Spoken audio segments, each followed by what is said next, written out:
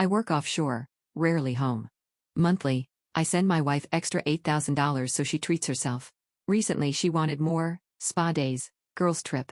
I paid, even as the bills piled up. Weeks later, I flew home early to surprise her. As I walked in, I froze.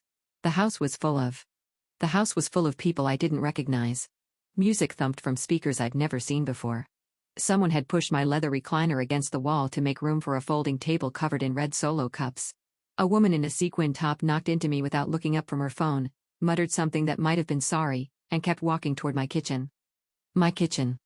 I stood in my own doorway, duffel bag still over my shoulder, watching strangers drink from glasses I'd bought, sit on furniture I'd paid for, track mud across hardwood I'd refinished myself 3 summers ago. The flight from the platform had been 14 hours. I hadn't slept. I'd pictured walking in, seeing Michelle's face light up, maybe ordering Thai food and falling asleep on the couch together. Instead, I was watching a guy in a backwards cap do a keg stand in my living room. I spotted Michelle near the kitchen island. She was laughing, head thrown back, wine glass in hand. Her hair was different, shorter, highlighted. New dress. New earrings. She looked good. She looked like she was having the time of her life. She hadn't seen me yet. I dropped my bag by the door and pushed through the crowd. Someone said, "Hey man, bathrooms down the hall," like I was a guest. I didn't respond. I kept my eyes on Michelle until I was close enough to touch her shoulder. She turned. The laugh died on her lips. "Derek, surprise?" Her face went through about 6 expressions in 2 seconds: shock, confusion, something that looked almost like fear, then a smile that didn't reach her eyes. "Baby. Oh my God, what are you? I didn't know you were coming home." That's the point of a surprise. She set down her wine glass and threw her arms around me. I didn't hug back. My arms stayed at my sides. She noticed. She pulled away, still smiling, but her eyes were calculating now. Let me wrap this up, okay? Give me 20 minutes and... Who are these people? Just friends. You know, the girls in there. I don't know any of these people, Michelle. A guy behind her, tall, gym-built, teeth too white, leaned in. Everything cool here? Michelle touched his arm. It's fine, Jason. This is my husband. Derek, this is Jason. He's Brittany's. I don't care who he is. I looked past him, past all of them. Party's over. The music was still thumping. Someone in the backyard let out a whoop that was probably audible 3 houses down. Derek. Michelle's voice dropped to a hiss. You can't just... It's my house. I walked to the entertainment center and yanked the speaker cord from the wall. The sudden silence was like a vacuum. 50-some people turned to look at me. Get out. Nobody moved. I'm not asking twice. This is private property. You have 5 minutes, or I'm calling the police. The exodus started slowly, then picked up speed, muttering. Dirty looks.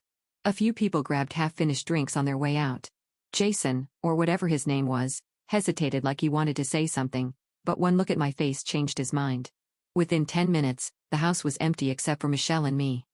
She stood by the kitchen island, arms crossed, that forced smile completely gone now. Happy? She said. You just humiliated me in front of everyone. Those people don't pay the mortgage. God, Derek, it was just a party. I'm stuck here by myself for weeks at a time while you're off playing roughneck, and I can't have friends over? Friends. I looked around at the mess. Red cups everywhere. Cigarette burns on the deck railing I could see through the sliding glass door. A stain on the carpet that definitely hadn't been there 2 months ago. This what the 8,000 goes to? Parties for people I've never met? Her jaw tightened. Don't start with the money thing. $216,000. What? Last 18 months. That's how much extra I've sent you. On top of the household account. On top of the credit cards. $216,000, Michelle. Just for you. She opened her mouth. Closed it. Where is it? I can't just, you can't expect me to account for every. Where is it? The silence stretched. She looked away first. I walked past her, down the hall, into the home office. My office. The one room ID asked her to leave alone. The door was unlocked, it shouldn't have been. I kept a small safe in the closet, combination lock, nothing fancy. I crouched down and spun the dial. The safe was empty. I'd left $11,000 in cash in there before my last rotation. Emergency money. Old habit from my father, always have cash you can get to without a bank. $11,000, gone. I stood up slowly. Michelle was in the doorway, watching me. The safe, I said. I needed it for. The safe, Michelle. It was an emergency. What emergency? She didn't answer. I walked back to the living room. Started picking up trash, methodical. One cup at a time. She followed me, talking fast now, explanations tumbling over each other, car repairs, dental work, helping her sister, unexpected bills. I kept picking up trash. She kept talking. Are you even listening to me? I'm listening. I tied off a trash bag, grabbed another one from under the sink. I'm just not believing. Derek. I want to see the bank statements. Her face went white. All of them. Household account. The credit cards. The account I set up in your name for the extra, everything. I don't have to. You do if you want this conversation to continue. She stared at me for a long moment. Then she went to the bedroom. I heard drawers opening, papers shuffling. She came back with a folder. I sat down at the kitchen table and started reading. It took me 2 hours. By the end, my hands were steady, but something had frozen solid in my chest. The numbers didn't lie. Restaurants, not the places we used to go, but high-end spots I'd never heard of. Boutiques, hotels. Hotels in cities she told me she was too busy to visit. Spa charges 3 and 4 times a week. Cash withdrawals, big ones, irregular but frequent. Credit card bills that should have been paid off but were maxed out again, minimum payments only. And receipts. Little pieces of paper that had slipped into the folder by accident, probably. Receipts for dinners for 2. For champagne. For a hotel room in Austin on a weekend she told me she was visiting her mother in Houston. I looked up.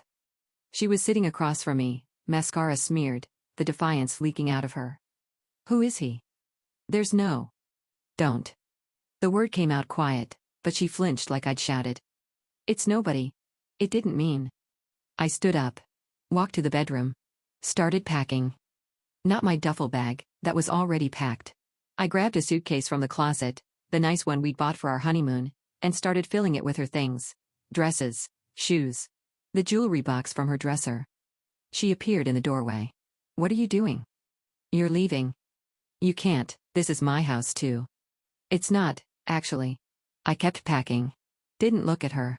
House is in my name. Bought it before we were married. You signed a prenup, remember? The one you said was insulting but signed anyway because you love me? Derek, please. Call Jason. Or whoever's currently paying for your hotels. There is no Jason, he's Brittany's cousin, I swear. I zipped the suitcase and set it by the bedroom door. Walked back to the closet for another one. We can talk about this. You're being irrational. I'm being accurate. That's different. Just because I spent some money. You stole from me. I turned to face her. The safe. The accounts. The extra I sent you every month that you told me went to bills. You took $200,000 from your husband, and you spent it on another man. Multiple men, probably. You lied to my face for 18 months while I worked 14-hour shifts on a platform in the middle of the ocean so you could have a comfortable life. She was crying now. Real tears, maybe. I couldn't tell anymore. I'm sorry. I'm so sorry, baby, please. Call a lawyer tomorrow. I'll have mine send over the paperwork. You can't just, we're married. Prenup says otherwise. I finished the second suitcase.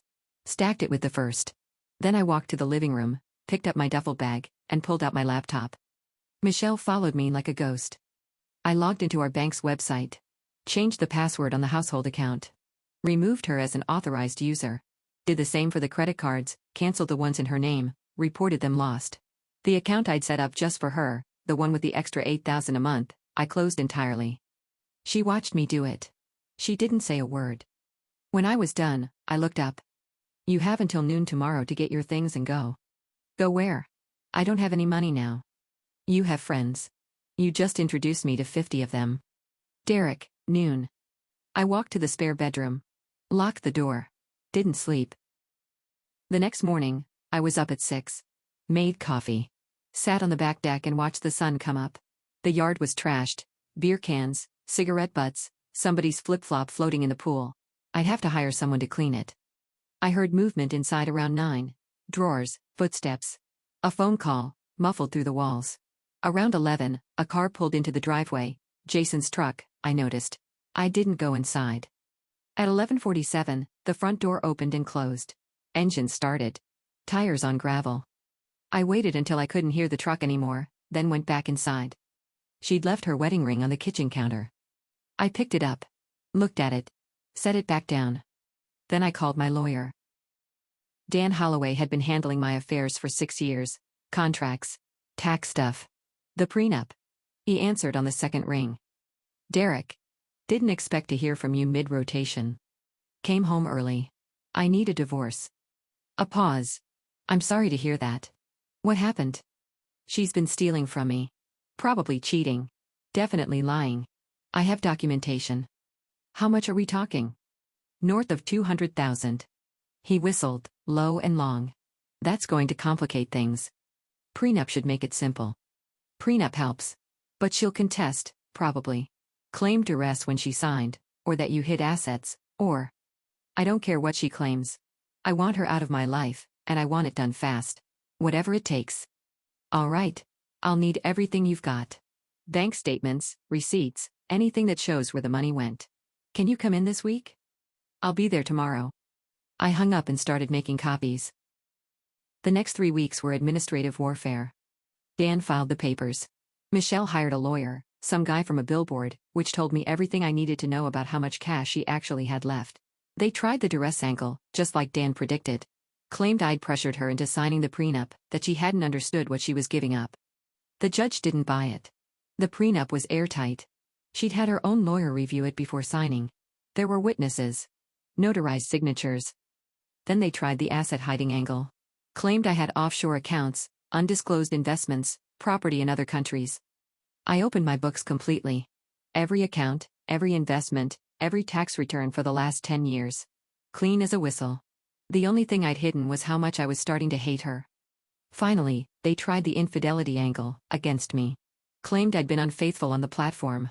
Long rotations, lots of stress, lonely men far from home. Surely I had someone on the side. My company submitted employment records showing I'd worked every single day I was supposed to be on that platform. Logged hours. Security footage of me entering and leaving the rig. Phone records showing I'd called Michelle every single night, same time, never missed. Her lawyer dropped that argument fast.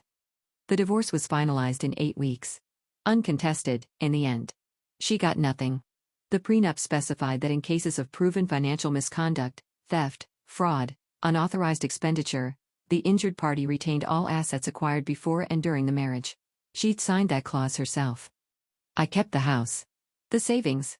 The retirement accounts, everything. She walked away with her clothes, her jewelry, and a reputation in ruins.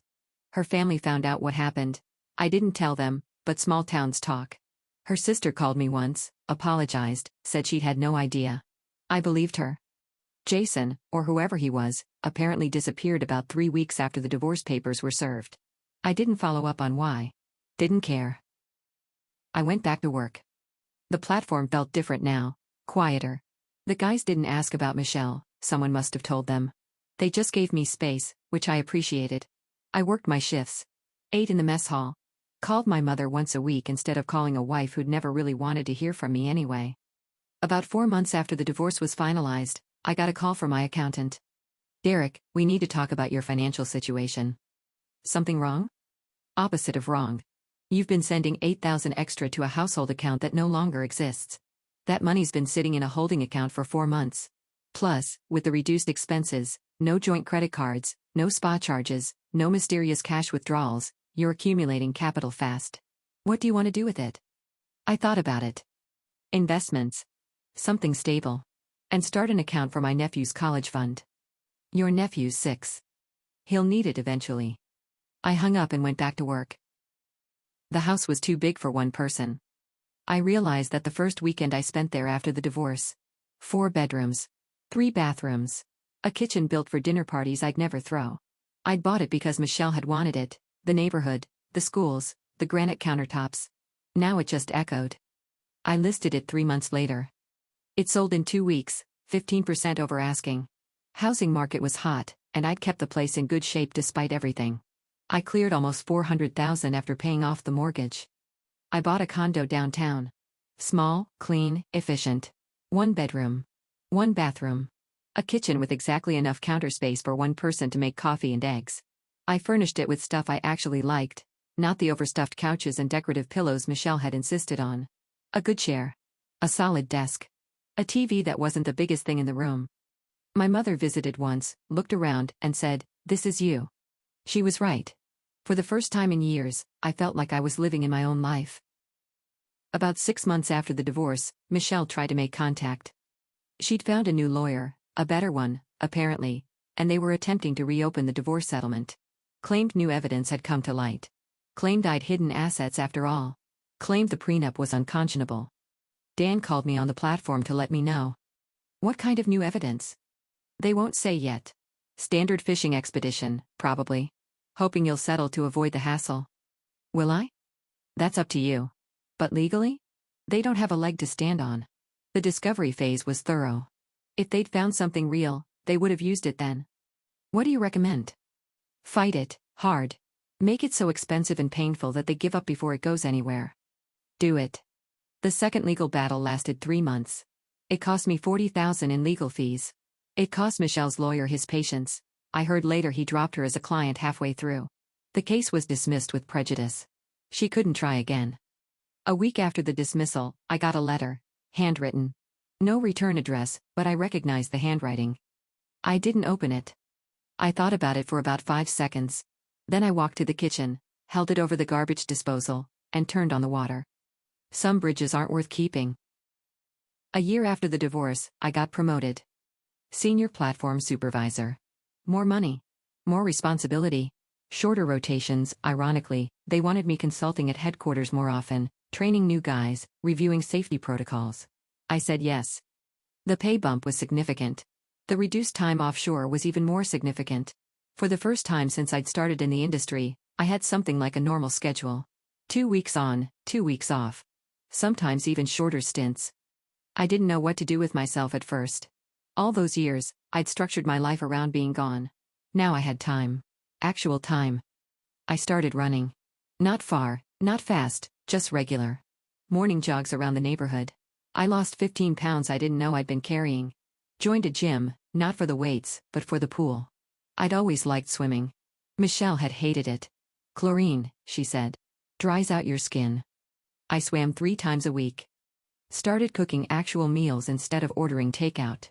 Nothing fancy, grilled chicken, vegetables, stuff I could meal prep on Sundays and eat all week. I'd never realized how much I enjoyed the process until I had a kitchen that felt like mine. I adopted a dog. A mutt from the shelter, some kind of lab mix with one ear that flopped and one that stood straight up. Named him Diesel. He wasn't smart, but he was loyal, and he was happy to see me when I came home. That was enough. Life, it turned out, was pretty good when you weren't being robbed. The only time I heard about Michelle after that was through mutual acquaintances. Small town, long memories. She'd moved in with her mother after the divorce. Stayed there for about 8 months, then moved to Dallas. Someone said she was working retail. Someone else said she'd gotten into real estate, which seemed optimistic. I didn't ask for details. I didn't want them. Her sister called me once more, about a year and a half after everything ended. Said Michelle was struggling. Said she was sorry for everything and wanted to talk. I told her sister, politely, that I appreciated the call, but there was nothing to talk about. She's really changed, Derek. I'm sure she has. She's seeing a therapist. Working on herself. That's good for her. She just wants to apologize. In person. She thinks it might help you both get closure. I thought about that word, closure. Like there was some door that needed shutting, some chapter that needed ending. Like we were both just floating until we had one last conversation. I've got closure, I said. Had it for a while now? Her sister sighed. I understand. I just thought. Thanks for calling. I mean that. But I'm done. Tell her I wish her well, if you want. Or don't. Either way. I hung up. Took Diesel for a walk. Didn't think about it again. 2 years after the divorce, I started dating. Nothing serious at first. Just dinners. Conversations with people who didn't know my history, didn't have opinions about my marriage, didn't look at me with pity or curiosity. It was strange, I'd been with Michelle since my 20s. I'd forgotten what it was like to meet someone new. Her name was Angela. We met at a conference in Houston. She worked in logistics, same industry, different company. Smart, funny, didn't take herself too seriously. We talked for 3 hours at the hotel bar and exchanged numbers. First date was coffee. Second date was dinner. Third date was a long walk along the waterfront where we talked about our lives, the real versions, not the polished first date versions. Divorced, I said, when she asked. About 2 years now. What happened? She stole from me. Lied about it. Spent the money on someone else. Angela was quiet for a moment. That's awful. It was. But it's over now. You seem okay with it. I am. And I meant it. Not healed, exactly, that word always seemed too therapeutic, too clean. But okay, functional. Not angry anymore. That's impressive, she said. I know people who've been divorced for decades and still can't talk about it without getting upset. I made a choice, I said. Early on. I decided I wasn't going to let it define me. Wasn't going to spend the rest of my life being the guy who got screwed over by his wife. That's not a life. That's just marinating in your own misery. She smiled. Marinating in your own misery. That's very poetic. I have my moments. We kept walking. The sun was setting over the water. Diesel was at home, probably sleeping on the couch he wasn't supposed to be on. I'd have to vacuum the cushions later. For the first time in a long time, I felt like the future might actually be good. I saw Michelle one more time. It was an accident, one of those random encounters that happens in small towns, even when you've both done your best to avoid each other. I was back visiting my mother, picking up groceries at the store we'd both shopped at for years. She was in the cereal aisle. I almost didn't recognize her. She looked older, tired. Her hair was back to its natural color, no more highlights. She was wearing jeans and a sweatshirt, no makeup. The woman who'd spent $400 a month on spa treatments looked like she'd given up on all of that. She saw me at the same moment I saw her. We both froze. For a second, I thought she might say something, apologize, explain. Make one more attempt at whatever closure she thought we both needed. But she didn't. She just looked at me, really looked, for maybe 3 seconds. And then she turned and walked the other way. I finished my shopping, paid. Loaded the bags into my truck. Drove back to my mother's house. She asked me if anything interesting had happened while I was out. Not really, I said. Just groceries. It was the truth. Michelle wasn't interesting anymore. She wasn't painful, or infuriating, or even sad. She was just someone I used to know. And that, more than the divorce, more than the legal battles, more than changing my passwords and selling the house, was how I knew I was really done. Angela moved in after about a year. We didn't rush it. We both had our own places, our own lives, our own routines that worked. But gradually, the separation started feeling arbitrary. She had a toothbrush at my place. I had clothes at hers. Diesel loved her, which was the real test. She asked me once if I was worried about getting hurt again. If the thing with Michelle had made me gun-shy. Not really, I said. Why not? Because I learned something. About myself. About what I'm willing to accept and what I'm not. What did you learn? I thought about it. About the moment I'd walked into that party. About the sick feeling in my stomach when I'd seen the empty safe. About the calm that had settled over me when I realized what I had to do. I learned that I'm not the kind of person who waits to see how bad things get. If something's wrong, I fix it or I leave. There's no third option. Angela nodded slowly. That's good to know. Scares most people off. Not me. She smiled. I like knowing where I stand. We got married the following spring. Small ceremony. Just family and close friends. My mother cried. Angela's mother cried. Diesel wore a bow tie and tried to eat the wedding cake. It wasn't a big deal. It wasn't a statement. It was just two people who'd figured out what they wanted and decided to go after it. The morning after, I woke up early. Angela was still sleeping. I made coffee, took Diesel for his walk, watched the sun come up. It was a Thursday. Nothing special about it. But I was happy. And for all the money I'd lost, all the time I'd wasted, all the trust I'd given to someone who didn't deserve it, that happiness was something no one could take from me. I'd made sure of that.